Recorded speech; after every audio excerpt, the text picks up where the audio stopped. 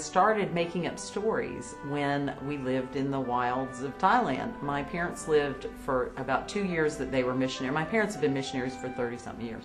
But for 2 of those years, we lived way out in the boonies. There were no other people who spoke English. We had just come to Thailand, so I didn't speak Thai very well. And they were very busy with mission work, and so it was us 4 kids. And my brothers and sisters were not really into the reading and stuff. They would go out and play more than I did. I liked to read books and everything. So I would read books and then I would make up stories to fill the time. And my favorite thing to do was I would get like my brothers and my sisters, and you know, they would play roles, you know, okay, now we're in a castle. And so I did all that. And the other thing was my mother had this really strict rule about bedtime. Go to bed at 8. Well, I have been a night person since I was a child, apparently. I couldn't fall asleep at 8. She would put us to bed, and the younger ones, that was fine, but I could not. I was about 10 years old, and that was too early for me. I just couldn't go to sleep. And sometimes she would let me get up and be with her, but I had to wait until my sister and I shared a bed, and I had to wait till she fell asleep. So I would lay there until she fell asleep, and I would make up stories. And I actually, at the age of 11 or 12, I remember I had one with the castle, I had one with cowboys because I read a lot of Zane Grey, and I had a rock star one. And that was before I was reading Regency, so I didn't know about Regency ones. And I had each one of those fantasies, and they always ended with a beautiful chaste kiss, you know, and everything. I was, after all, 10, 11 years old. And I remember vividly thinking to myself, when I grow up, I'm going to write these down and sell them to people. So I always tell people that I decided to be a romance writer when I was 11 years old. I didn't know that's what it was called, but that's when I made my decision.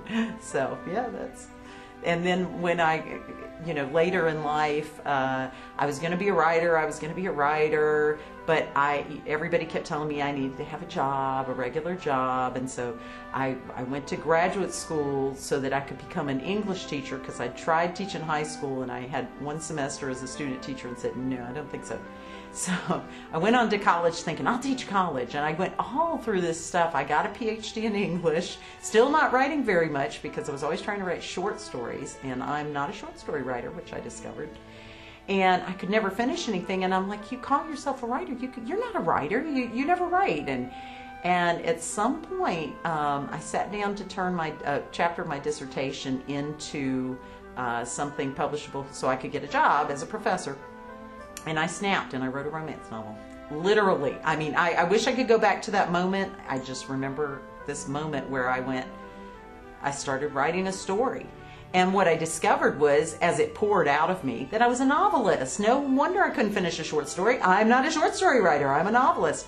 And I wrote that first book in 3 months. It's never been published. It's not very good. And it was a contemporary, because I thought, well, that's, I had read a lot of category too. But historicals were my first love, and so I joined the romance writers chapter, and they said, well, what do you love? And I said, well, I love historicals, but I'm afraid of the research. And they said, you should write what you love. And so my first historical sold. I mean, the very first one I wrote sold years ago. So, and that's when I was writing under a different name, but yeah, so that's how I became a writer. I loved growing up in Thailand, I really did. It's so different from America. There are lots of missionaries' kids who grow up in South America, and there are a lot of similarities in the culture there, so it's not quite a stretch. But an Asian country is about as different from a Western country as you can get. That's why they call them East and West. And so it really broadens your horizons. You really get a sense of how people think different. I think it's helped me as a writer. It's helped me be able to put myself in other people's shoes better, and to put myself in my characters better and say, they're in this situation, what would that be like? Because, you think one way, and then you got to remember, when we went, I was 7. I was the oldest of the kids, so I was 7 when we went there. My little brother was born there, but I was 7. And we came from South Louisiana, rural South Louisiana, and that's about as different as you can be. And I just loved it. I had all these wild misconceptions about what it would be like. I'd read stories about missionaries, and it was could be in the jungle. And although we did live in the jungle, we lived in a lovely 3-bedroom house, you know, that was in a town that had, you know, you could go to the store in the town. But it, so I had envisioned something more like huts in the middle of the forest, which is not the situation. But Bangkok is a huge metropolis. It's just huge, and much bigger than a lot of American cities. I think the last time I had checked, it was 9 million population, so it's very big. And so I got a taste for the city. I became really a city girl, which I think also helps me writing Regency London. I really understand the concept of city versus country because I really lived it. And so I don't regret a minute. The other advantage was because of the way my parents' missionary situation is, every 4 years they were required to come back for 1 year to the States for a furlough.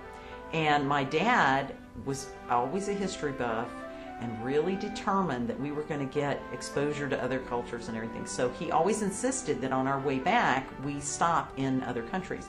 So we visited, before I was 17, I had visited Switzerland and Israel and Holland and England and France, because every time we came back and every time we went over, we stopped somewhere on each trip.